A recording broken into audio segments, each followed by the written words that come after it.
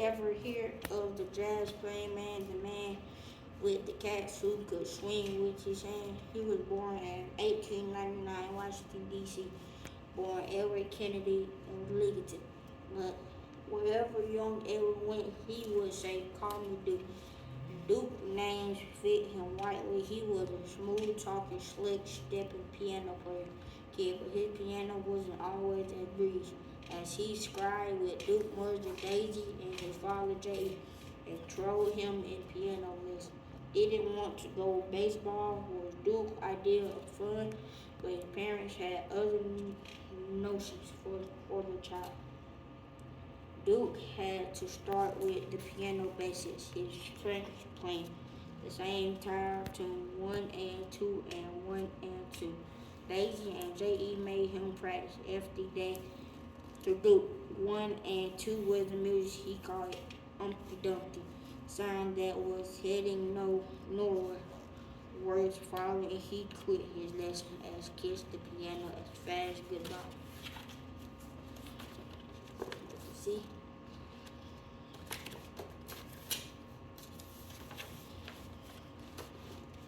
Years later, on a steamy summer night, Duke heard that Humpty Dumpty played in a whole new way. Folks called the music ringtone. Piano that turned Humpty Dumpty into Soul's racing romp. The orangutan music set Duke's fingers to wiggling. Soon he was back at the piano trying to plump out his own orangutan rhythm. 1 and 2 and 1 and 2. At first, this was the only chord tickling Duke knew.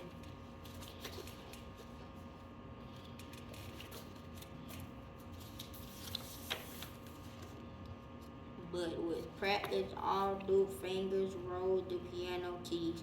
Duke started to play his own makeup model. Whole notes, hard sharps and flakes, left hand hops and right hand slide.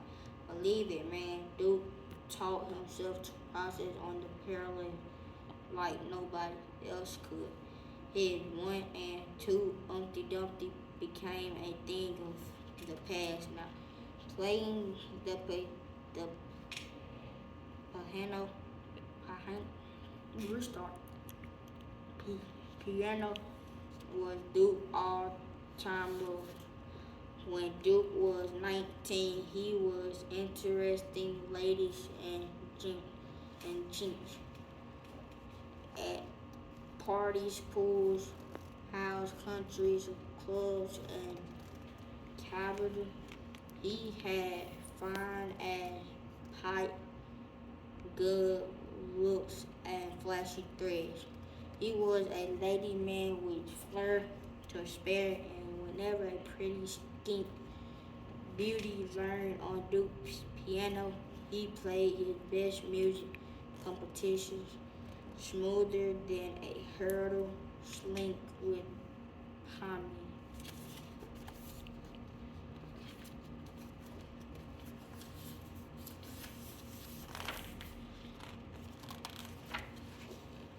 It wasn't long before Duke formed his own small band, a group of musicians who played all over Washington D.C.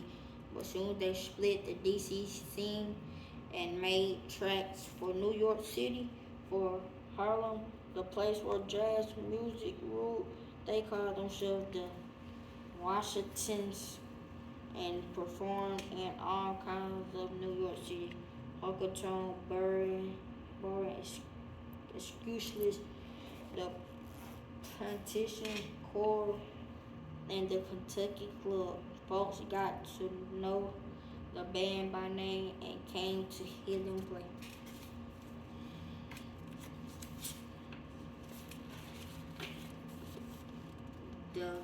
Then on a autumn day in 1927, Lady Local smiled pretty on the Washington.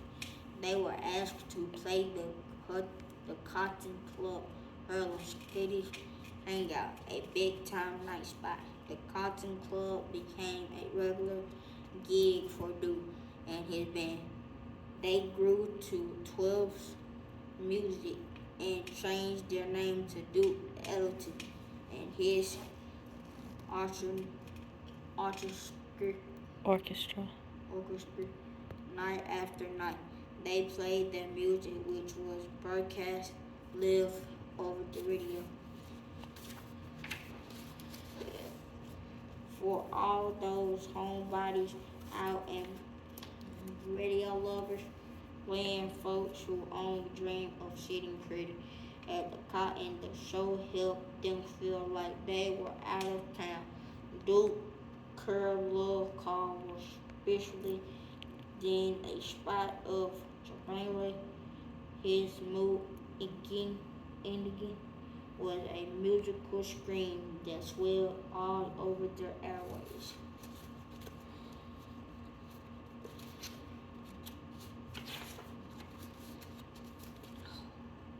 Sometimes the orchestra performed their tunes straight up, but other nights when the joint started to jump, Duke told his band to play whatever came to mind to improve them solos, to make the music fly, and they did. Each instrument raised its own voice. One by one, each cat took the floor and wiped it clean with his own special way of playing. Sonny Gear howled out the bag of jumper rope feet on the street with his snore drum, a subway beat on his bass as a sassy ride on his combo Sony's precision with smooth and steady. Sometimes only his drumsticks made the music cracking out the rattling beat of woody slapping wood.